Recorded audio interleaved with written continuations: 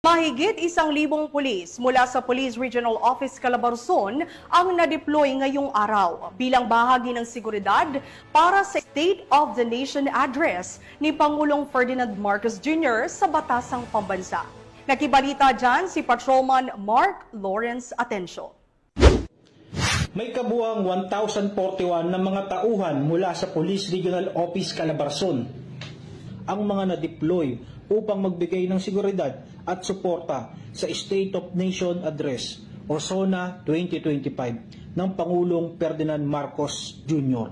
ngayong umaga, Lunes, Hulyo 28, taong kasalukuyan. Ang mga personnel na pinadala ay mula sa iba't ibang municipality at city police stations sa rehiyon, kabilang ang Regional Mobile Force Battalion 4A at dumaan sa isang briefing at koordinasyon upang matiyak ang maayos at ligtas na deployment. Ang pangunahing layunin ay tiyaking mapayapa at ligtas ang pagdarausan ng SONA.